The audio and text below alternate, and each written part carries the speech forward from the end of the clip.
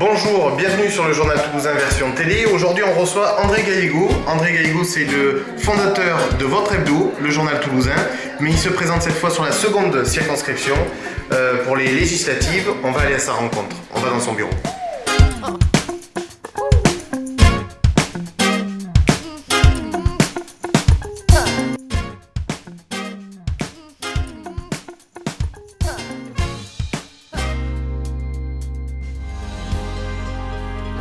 Bonjour, bienvenue sur le Journal Toulousain version télé. Aujourd'hui, on reçoit André Galligo. André Galligo, bonjour. Bonjour.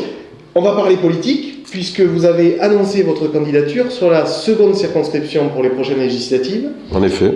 Qu'est-ce qui vous motive? Pourquoi ce combat? Qu'est-ce qui me motive et pourquoi ce combat? Le mot est juste. Pourquoi ce combat? Parce que je pense que je suis aussi légitime que n'importe qui. Je suis même peut-être plus légitime que d'autres parce que tout simplement je suis un homme de terrain. Je suis un homme qui se bat au quotidien et depuis des années pour faire fructifier une entreprise et faire avancer une entreprise. Je suis quelqu'un qui a créé des emplois, qui a créé beaucoup de motivation auprès de certaines personnes et même certaines qualifications. Et puis je pense aussi que j'en ai assez, comme bon nombre de Français, de voir toujours, tous les 5 ou 6 ans, un rendez-vous avec des personnes qui pour moi sont des hauts fonctionnaires, qui n'ont jamais pris le risque pour créer la moindre entreprise, pour engager le moindre risque, et qui ces gens-là viennent nous voir tous les 6 ans ou 5 ans, vont nous promettre beaucoup de choses comme on le voit aujourd'hui dans les présidentielles, sans véritablement aller au-delà de tout ça. Et une fois qu'ils sont installés, je crois qu'ils oublient pour des raisons X ou Y, ils oublient tous leurs engagements, et puis ça s'arrête là. Alors, ça veut dire quoi? Parce qu'à l'Assemblée nationale, il y a quand même une majorité de fonctionnaires, vous l'avez dit, il y a aussi beaucoup de professions libérales. Ça veut dire que le monde de l'entreprise, il n'est pas assez représenté? Pour moi, le monde de l'entreprise n'est pas assez représenté. Et je pense qu'à l'Assemblée nationale, comme ailleurs, si quelques voix s'élevaient d'une manière ferme, je pense qu'on ferait bouger véritablement les clivages qui existent et qui ne permettent pas aujourd'hui, sur le plan national, sur le plan purement local, de faire avancer les idées, qui seraient des idées pour permettre à la France d'être plus pérenne et plus sereine qu'elle ne l'est aujourd'hui, et permettre surtout aux Français moyens, comme les plus déshérités, de vivre d'une autre condition et d'une autre manière. Parce qu'aujourd'hui, je me rends compte, à titre personnel, que les salaires n'ont pas augmenté depuis plus de 20 ans, par rapport, si on les rapproche du pouvoir d'achat des Français. Je me rends compte que, dernièrement, on a demandé à l'Assemblée nationale aux députés de baisser de 10% leur salaire. Ils l'ont refusé, alors qu'on nous demande à nous, Français, tous les jours de baisser de tout, véritablement, alors que ces gens-là, ils touchent une moyenne de 20 000 € par mois net d'impôts, qu'ils ont des avantages que la moitié des Français ne soupçonnent même pas. Donc je pense qu'on se fout un peu de nous. Donc aujourd'hui, je pense qu'on est en droit et en devoir, des personnes comme moi, mais comme d'autres, de se lever et puis véritablement essayer de marcher vers cette Assemblée nationale. Alors pour aller dans cette élection, dans un paysage politique toulousain complexe, vous avez l'étiquette du Parti radical, donc vous allez vous présenter comme candidat centriste sur cette seconde circonscription. Oui. Pourquoi cette étiquette ? Mais cette étiquette centriste m'est donnée par Jean-Louis Borloo, que je connais par ailleurs puisque nous étions à Génération Écologie. Lui est un membre fondateur de Génération Écologie, et Brice Lalonde notamment. Et cette vocation d'aller vers Borloo parce que cet homme me parle, cet homme, quand il a pris la décision de s'éloigner de l'UMP pour apporter un autre visage à la politique française, m'a interpellé et m'a intéressé. Je vous rappelle aussi que Jean-Louis Borloo est un homme de terrain. C'est un homme qui, avant d'être dans les partis, a su faire fructifier ses entreprises, qu'il est arrivé à Valenciennes, un peu comme j'arrive moi, il est arrivé à Valenciennes rien qu'avec une équipe d'amis, il a repris Valenciennes, il a été élu au premier tour, il a remonté Valenciennes, il en a fait ce qu'elle est aujourd'hui. Donc je crois que cet homme-là correspond véritablement à ma démarche. Ce qui me désole aujourd'hui, je vais vous le dire, c'est que je suis un gaulliste dans l'âme, et depuis toujours, pas d'aujourd'hui, c'est ma famille qui était comme ça. Et ce qui me désole aujourd'hui, c'est de voir l'UMP local, et notamment M. Jean-Luc Moudenc, qui n'a pas senti l'opportunité de dire, pour une fois, on va essayer de renvoyer l'ascenseur à cet homme, André Galligo, qui se bat depuis plus de 15 ans et pour rien du tout, pour les soutenir. Et je crois que ça m'a gêné un peu. Ce d'autant plus qu'à sa demande, je m'étais écarté de la 4e circonscription pour laisser notamment M. Diebold fils véritablement avoir sa force, parce qu'il me semblait naturel aussi. Au dernier moment, c'est Bertrand Serre qui a eu l'investiture. Mais oui, je crois que quelque part, l'UMP local marche sur la tête. Voilà. Notamment ceux qui sont du côté de M. Jean-Luc Moudenc. Alors ça veut dire quoi? Ça veut dire que pour vous, et notamment pour ces législatives, parce que les jeux sont encore ouverts jusqu'à la fin de la présidentielle, il est encore temps de se mettre autour de la table et de dire à tous les partis, à tous les présidents de partis du centre et de la droite à Toulouse de se mettre d'accord définitivement sur ces législatives. Il y a trop de monde à droite et au centre. Mais écoutez, il faut être à un moment donné conscient des réalités. Aujourd'hui, moi je pense qu'on est parti d'une telle manière qui va faire en sorte quoi ? À droite, on est incapable de se retrouver sur des valeurs. Ce qui fait que dans la plupart des circonscriptions, le Parti socialiste risque de passer au premier tour. Et s'il ne passe pas au premier tour, il va avoir au second tour une confrontation peut-être Parti socialiste, Front National. C'est cela que la droite veut pour recréer véritablement une dynamique sur la région toulousaine, mais aussi sur Midi-Pyrénées. Moi, il me semble que c'est suicidaire.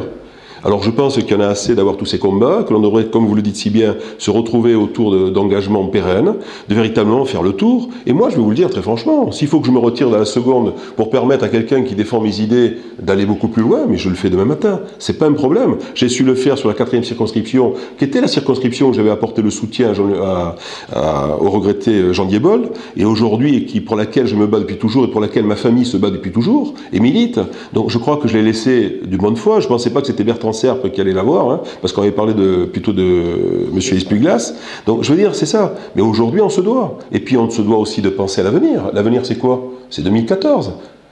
C'est les municipales. C'est les cantonales un peu avant. Donc, je crois, et peut-être les régionales juste après. C'est l'heure du rassemblement. Mais à mon avis, oui. À mon avis, oui. Mais je pense pas que...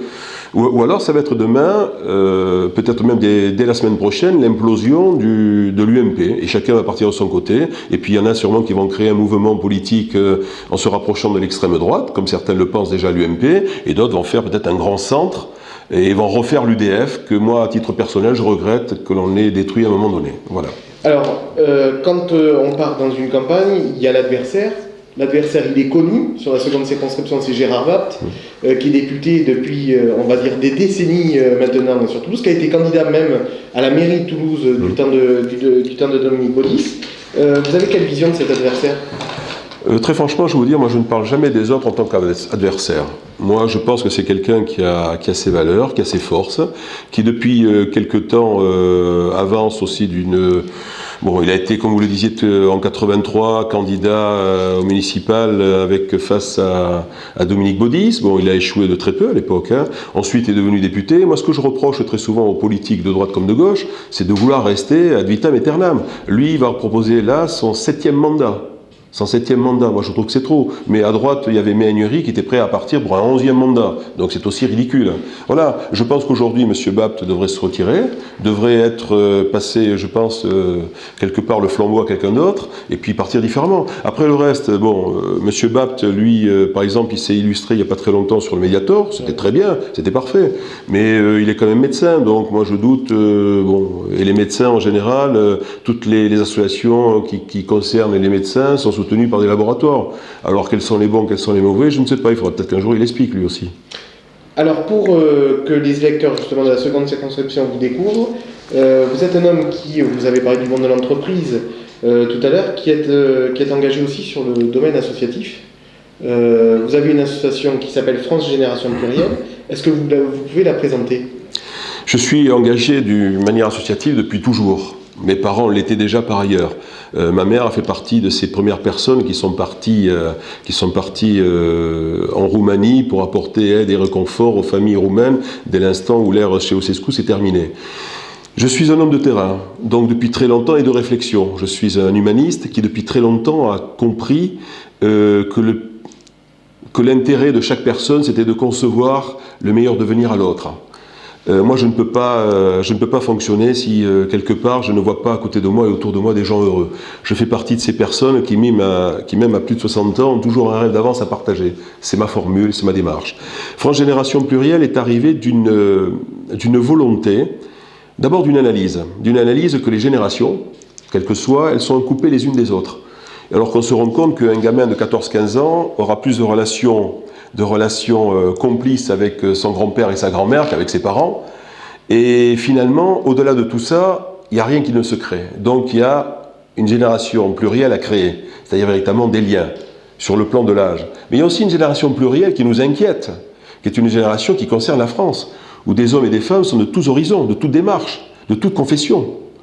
Et ces gens-là, au lieu de les réunir, qui représentent des forces, qui permettent à la France d'être champion du monde, qui permettent à la France d'être champion du monde de judo, de boxe, d'athlétisme, qui permettent tout ça. D'un seul coup, on devrait, pour des raisons politiques, on devrait créer des clivages. Pas du tout. Et France Génération Plurielle, où nous avons plus de 3000 adhérents aujourd'hui sur le plan national, c'est une association qui a la volonté et le but de développer véritablement ces passerelles entre les uns et les autres. Voilà. Et de permettre aussi, peut-être, moi j'ai 60 ans, mais je connais des personnes qui ont plus de 70 ans et qui sont plus alertes que moi, qui sont plus informées que moi, qui ont une intelligence supérieure, une formation supérieure, et qui seraient prêts aujourd'hui à éduquer des gamins de 10 ans qui sont dans des cités et qui sont perdus. Qui le soir prendraient un plaisir immense à animer une classe, une petite classe de 4 ou 5 gosses, les aider à faire des devoirs, tout ça. Et tout ça se perd, tous ces savoirs se perdent. Moi aujourd'hui, il y a un projet qui me tenait à cœur, moi c'est un projet qui concerne l'apprentissage. En France, on a décidé que l'apprentissage, c'est du temps de Valéry Giscard d'Estaing, qui a décidé que l'apprentissage c'était à partir de 16 ans. Mais à partir de 16 ans, un gamin, surtout les gamins d'aujourd'hui, ils font déjà 1m80, ils ont d'autres ambitions que de partir à l'apprentissage pour être imprimeur, pour être plombier, zingueur, EDF et autres. Ça veut dire qu'on a tué des métiers. Pendant le même temps que nous, pendant ce même temps, l'Allemagne ne les a jamais supprimés. Les a jamais supprimés, au contraire. Et c'est ce qui fait sa force aujourd'hui. Parce qu'il y a des savoirs qui sont perdus. Et donc c'est toute cette démarche-là, toute cette philosophie d'approche qui doit permettre à chacun de véritablement se reconnaître, se développer, permettre à l'autre de bouger et d'avancer, qui doit se révéler dans cette association France Génération Plurielle. Aujourd'hui, France Génération Plurielle, je vous le disais, c'est 3000 adhérents à peu près. Je n'ai pas cherché à développer beaucoup plus, parce qu'on pourrait être aujourd'hui plus de 10 000 sans aucun problème. Parce qu'à un moment donné, j'ai été aussi happé, entre guillemets, par cette volonté de certains politiques de droite et de gauche de capter cette association pour en faire un mouvement politique. Et moi, ça, je ne l'ai pas voulu. Pour moi, c'est un moment de réflexion, c'est un mouvement d'action, mais pas politique dans le sens péjoratif du terme. Donc ça reste apolitique sur le fond. Ça serait apolitique sur le fond, sans aucun problème. Alors, il y a un mot qui revient chez vous, on l'a vu tout à l'heure quand vous parlez de la politique et de la droite et du centre à Toulouse, ça revient avec France Génération Plurielle, c'est la notion de rassemblement. Ouais. On a l'impression que c'est quelque chose qui vous est cher, c'est rassembler les uns et les autres. Moi, dans ma démarche personnelle, j'ai toujours fait en sorte de rassembler les uns et les autres. Moi, je ne vois jamais le chat noir quelque part. Moi, véritablement, les gens sont faits pour s'entendre et s'écouter. Peut-être parce que j'ai grandi dans un quartier populaire, Bagatelle. Peut-être parce que je suis natif d'Afrique du Nord, où toutes les familles se connaissaient et personne ne se posait la question de savoir si on était d'origine espagnole, italienne, portugaise, française, ou de confession musulmane, juive ou autre. Il n'y a aucun moment on se posait ce type de questions. Moi, quand j'habitais Bagatelle, c'était pas mieux, au point de vue standing, c'était pas mieux que ça ne l'est, ça l'était probablement moins bien que ça ne l'est aujourd'hui. Il n'empêche qu'à cette époque-là, tout le monde travaillait, tout le monde cherchait à travailler, mais que les mères surveillaient les enfants. Moi, ma mère me surveillait à 14-15 ans, il fallait que j'avais intérêt à rentrer à 19h à la maison, sinon il y avait problème. Je veux dire, bon, voilà, et tout ça, ce sont des repères qu'on a l'air de perdre aujourd'hui, qu'on a perdu. Aujourd'hui, il ne viendrait jamais à l'idée à une de mes nièces de ne pas prendre pratiquement 2 fois par semaine des nouvelles de sa grand-mère, et à raison de plus de sa famille. Je veux dire, c'est une communion latine qui existe depuis toujours. Là, on est sur les valeurs. Voilà, sur les valeurs, oui. Obligatoirement. Et à partir de ces valeurs-là, moi, j'ai jamais demandé à un de mes collaborateurs ou collaboratrices de savoir quelle était ni sa confession, ni sa démarche politique. Je m'en fous réellement. Et tous les gens qui ont travaillé, je sais qu'il y a des gens qui travaillaient, alors que nous avions une ligne éditoriale de droite au Journal Toulousain, de la droite humaniste et modérée, pas de la droite telle qu'on pourrait l'entendre par ailleurs, et que très souvent on nous a qualifiés dans la région toulousaine, notamment les socialistes, pour ne pas jouer le jeu avec nous. Je veux dire, à aucun moment j'ai posé la question de savoir à mes collaborateurs ou collaboratrices s'ils étaient de droite ou de gauche. Et certains étaient bien de gauche et le défendaient. Mais par contre, ils avaient l'honnêteté dans les papiers de ne jamais que ça ne transparaisse, jamais on ne pouvait s'en rendre compte, tout simplement. Parce que c'était c'était l'honnêteté, normalement, c'est tout, il n'y a pas plus de compliqué. Vous croyez qu'aujourd'hui, d'ailleurs c'est Nicolas Sarkozy qui a fait venir des personnes de gauche et reconnues à gauche pour venir élargir sa démarche. Aujourd'hui, il a fait beaucoup de choses dans ce sens-là. On ne veut pas le reconnaître, mais en attendant, c'est ce qui a été fait à tous les niveaux. Oui, il a mis un socialiste à la Cour des comptes, il a mis un socialiste à la présidence de la commission des finances. Bien sûr, il a pris des ministres qui étaient d'origine socialiste, et même Jean-Michel Baillet, s'il avait bien trouvé la bonne porte de l'Élysée à l'époque où il s'était présenté à la dernière fois en 2007, je pense aussi qu'il aurait été du gouvernement et il n'aurait pas craché dessus. Dernière question, André Gallego. Le mot humanisme, il revient souvent aussi chez vous. Est-ce qu'il n'est pas employé à tort et à travers aujourd'hui? On le retrouve un peu dans tous les programmes d'ailleurs de l'élection présidentielle. L'humanisme pour André Gallego, c'est quoi? Eh bien, l'humanisme, c'est ce que je vous ai expliqué depuis à peu près un quart d'heure, 20 minutes, c'est d'essayer de faire en sorte que l'homme redevienne et retrouve sa place au cœur de nos préoccupations. C'est ce que je fais tous les jours. Quand je vous dis que je suis un homme de terrain, c'est parce que les coups, je les ai pris, et j'en prends encore aujourd'hui, que j'ai eu beaucoup de chance de rencontrer Martial Gérald Layani, qui a permis ce miracle de permettre au journal toulousain de continuer, même d'avoir la belle embellie qu'il a 6 mois après, et avec une facilité de sa part impensable, parce qu'il a appris en l'espace de 2 mois, il a appris un métier, là où j'ai mis 20 ans, lui il a compris en 2 mois. Donc c'est pour vous dire la différence. Et je crois que si on se ressemble tous les deux, c'est parce qu'on a aussi cette démarche, cette générosité. Maintenant que l'humanisme soit galvaudé, ça je le comprends, mais parce que des personnes sont persuadées que parce qu'ils fréquentent des cercles privilégiés, parce qu'ils avancent tel ou tel beau dicton sur telle ou telle citation ou tel ou tel personnage, ils finissent par s'habiller de ça. Je crois que la démarche n'est malheureusement pas celle-là. La démarche se mesure par des actions. Mais je n'ai aucun mérite à ça. Mon père était un humaniste, c'est quelqu'un qui, pendant la guerre, était un relais avec Chaban-Delmas pour justement lutter et faire en sorte que l'ennemi quitte la France. Mon grand-père l'était, mon oncle l'était.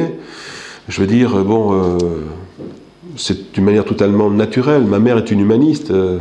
Ma mère a 80 ans, il n'y a pas très longtemps, quand Nicolas Sarkozy, sur son lit d'hôpital, quand Nicolas Sarkozy pensait faire partir les Roms, avec sa manière un peu difficile, ma mère me disait à l'hôpital, ton Sarkozy, si j'avais 4 ans de moins, j'aurais adopté 4 petits Roms, parce qu'il ne sait pas ce que c'est que la Roumanie, il ne sait pas dans quel état se trouvait la Roumanie quand elle a été débarrassée de Ceausescu.